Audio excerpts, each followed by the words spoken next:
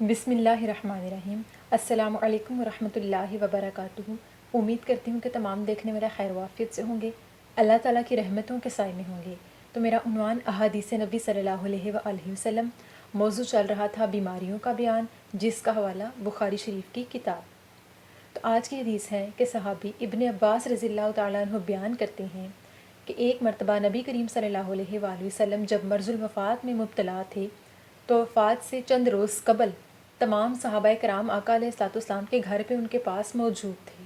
تو اسی موقع پر آقا علیہ الصلوۃ والسلام نے فرمایا کہ مجھے قلم اور کاغذ دو، میں مسلمانوں کے لیے ایک تحریر لکھنا چاہتا ہوں کہ جس سے تم میرے بعد گمراہ نہ ہو سکو۔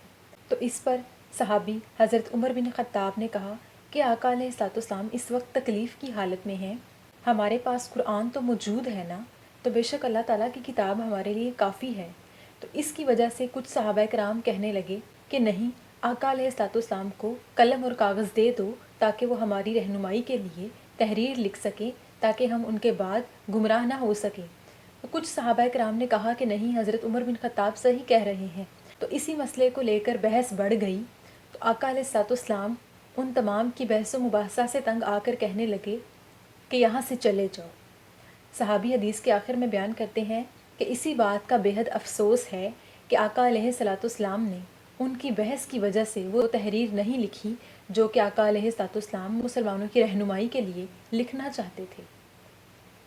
اس حدیث مبارکہ کی وضاحت یہ کہ جب آقا علیہ الصلوۃ والسلام وفات سے قبل شدید تکلیف کی حالت میں تھے تو اسی دوران آقا علیہ الصلوۃ والسلام کے پاس کئی صحابہ کرام موجود تھے۔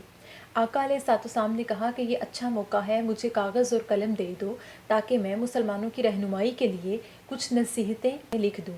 تو صحابی حضرت عمر بن خطاب نے کہا کہ نہیں، رہنے دو، آقا علیہ الصلوۃ والسلام شدید تکلیف میں ہیں، مرض الوفات کی حالت میں ہیں، انہیں لکھنے میں تکلیف ہوگی، انہیں کاغذ اور قلم نہ دو، کیونکہ ہمارے پاس اللہ کی کتاب موجود ہے۔ آقا علیہ الصلوۃ والسلام نے اسی پر فرما دیا تھا کہ دین مکمل ہو گیا، اس کے بعد مزید آقا علیہ الصلوۃ والسلام کو تکلیف دینے کی ضرورت نہیں کہ وہ ہماری رہنمائی کے لیے نصیحتیں لکھیں۔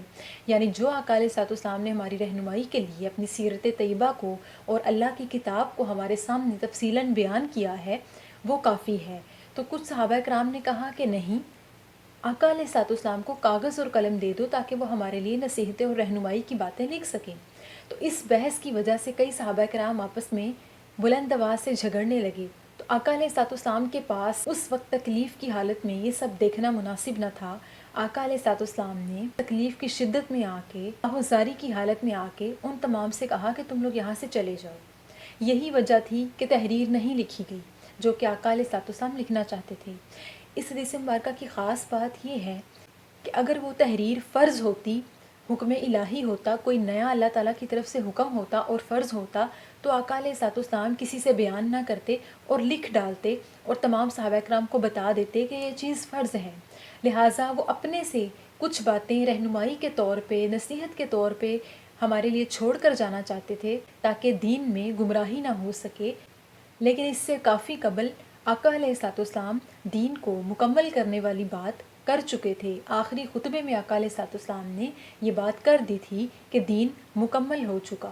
اور اس حدیث مبارکہ میں حضرت عمر بن خطاب کا جو موقف تھا وہ یہ تھا کہ آقا علیہ الصلوۃ والسلام بیماری کی حالت میں ہیں، تکلیف کی حالت میں ہیں، انہیں تحریر لکھنے میں تکلیف ہوگی کہ وہ ہمارے لیے کچھ باتیں لکھیں۔ بے شک انہوں نے اللہ تعالیٰ کی کتاب کو ہمارے سامنے اپنی حیات مبارکہ میں اتنی تفصیل سے بیان کر دیا ہے کہ ہمیں ضرورت نہیں کہ وہ ہمارے لیے تکلیف کی حالت میں مزید نصیحتیں اور تحریریں لکھنے بیٹھ جائیں۔ تو کچھ صحابہ کرام حضرت عمر کی بات کو صحیح قرار دینے لگے اور کہنے لگے کہ رہنے دو، اور چند صحابہ کرام کہتے کہ نہیں، آقا علیہ الصلوۃ والسلام کو لکھنے دو۔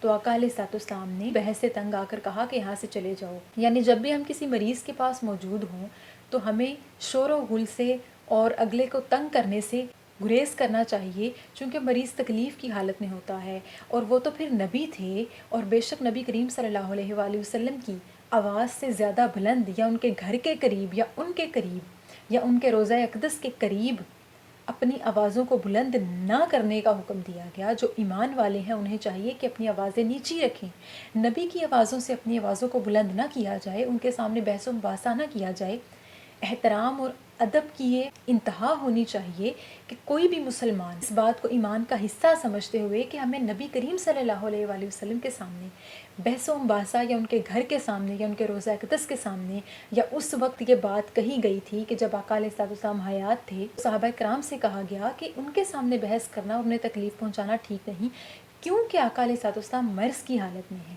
مرض کی حالت میں نہ بھی ہوتے تو نبی کریم صلی اللہ علیہ وآلہ وسلم کے سامنے بیٹھ کے بحث و مباحثہ کرنا اچھی بات نہیں تھی۔ تو اس پر صحابی ابن عباس فرماتے ہیں کہ مجھے افسوس ہے اس بات کا کہ آقا علیہ الصلوۃ والسلام جو باتیں مسلمانوں کی رہنمائی کے لیے لکھنا چاہتے تھے وہ نہیں لکھ سکے۔ اگر صحابہ کرام میں بحث نہ ہوتی تو آقا علیہ الصلوۃ والسلام ہمیں مزید نصیحتیں وصیت کے طور پہ یا اچھی باتوں کے طور پہ، رہنمائی کے طور پہ بتا جاتے۔ لیکن حقیقت تو یہ ہے کہ وہ کوئی نیا حکم الہی نہیں تھا اور کوئی فرض بات نہیں تھی۔ جب بھی کوئی مسلمان مریض کی عیادت کے لیے جائے تو کوشش کریں کہ اس کے قریب آہوزاری اور شور و غل کا ماحول نہ بننے دیں، تاکہ وہ مزید سر درد یا اپنی تکلیف کے دوران مزید خود کو بوجھل محسوس نہ کرے۔ تو اللہ تعالیٰ سے دعا ہے کہ اللہ پاک ہمیں آقا علیہ الصلوۃ والسلام کی تعلیمات اور احکامات کی پیروی کرنے کی توفیق عطا فرمائے۔ آمین ثم آمین۔ شکریہ۔